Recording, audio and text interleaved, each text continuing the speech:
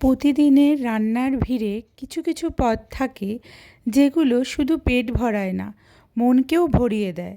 আজ তেমনই এক চিরচেনা বাঙালি স্বাদের রেসিপি ঝিঙে আলু পোস্ত। সরল উপকরণ, ঘরোয়া রান্নার ছোঁয়া আর পোস্তর মাখা মাখা স্বাদে এই পদ ফিরিয়ে আনে শৈশবের দুপুরবেলার স্মৃতি। চলুন আজকে রান্নাঘরে তৈরি করি সেই ভালোবাসার স্বাদ। এর জন্য খুব কম উপকরণ লাগে। ঝিঙে, আলু, পোস্ত, কাঁচা লঙ্কা, সর্ষের তেল, একটু কালো জিরে, ব্যাস। চলুন তবে শুরু করি। কড়াইটা বেশ ভালো করে গরম করে নিয়ে তাতে সর্ষের তেলটা বেশ ভালো করে গরম করে নেব। তাতে ডুমো ডুমো করে কেটে রাখা আলুগুলোকে ভেজে তুলব। এই আলুগুলো ভাজার সময় আমি কিন্তু কোনো হলুদ ব্যবহার করিনি, শুধুমাত্র নুনের ব্যবহার করেছি। ভালো করে লাল লাল করে ভেজে তুলে রেখেছি। এই আলুগুলোকে বেশ গ্যাস কমিয়ে কমিয়ে ধীরে ধীরে ভাজলেই ভালো। তাতে করে আলুগুলো সেদ্ধ হতে খুব বেশি সময় নেবে না। লাল লাল হয়ে গেলে আলুগুলোকে আমি এক এক করে সব কটা আলু তুলে দিয়েছি। এরপর এখানে দিয়ে দিয়েছি একটু কালো জিরে, শুকনো লঙ্কাও দেওয়া যেতে পারে, আমি দেইনি, আমার বাড়ির ছোট বাচ্চারা খাবে তো তাই। দিয়ে ওই কালো জিরে ফোড়নটা দেবার পরে সাথে সাথেই আমি ঝিঙেগুলোকেই ছেড়ে দেব। ঝিঙেগুলো ছেড়ে দেব যে তার মধ্যে কিন্তু আমি একটুও লবণ দেব না। ঝিঙেগুলো লবণ ছাড়াই বেশ ভালো করে একটু ভাজা ভাজা করে নেব। এক এক করে ঝিঙেগুলো সবটুকুনি আমি দিয়েছি, দিয়ে ভালো করে নাড়াচাড়া করে নিয়েছি। এই ঝিঙেগুলো ভাজা হতে হতেই আমি মিক্সিতে মশলাটা করে নেব।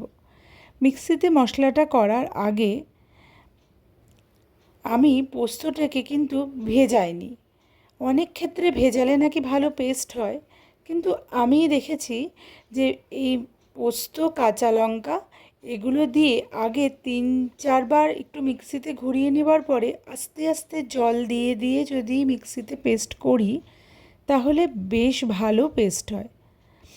এই ঝিঙেটা ভাজা হয়ে যেই অর্ধেক মতো নরম হয়ে যাবে তখন আমি আলুগুলোকে এর মধ্যে দিয়ে দেব, দিয়ে ভালো করে নাড়াচাড়া করব।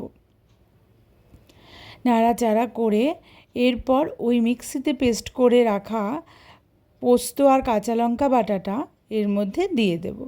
অনেকে পোস্তর জায়গায় সাদা তিল ব্যবহার করেন, চাল মগজ ব্যবহার করেন, কিন্তু আমি অথেন্টিক ঝিঙে আলু পোস্ত বানাবো, তাই এখানে পোস্তটাই ব্যবহার করব।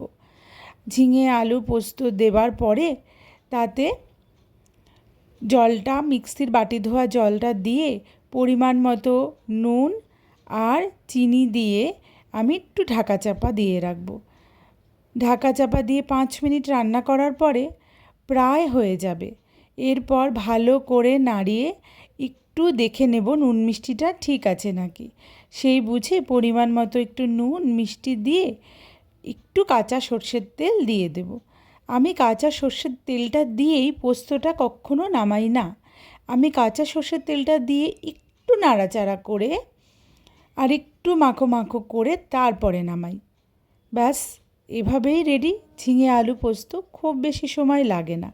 আমার রেসিপিগুলো যদি আপনাদের ভালো লাগে সাবস্ক্রাইব করে পাশে থাকবেন, আর বাড়িতে বানালে আমাকে কমেন্টে অবশ্যই জানাবেন যে কেমন লাগলো রেসিপিটি।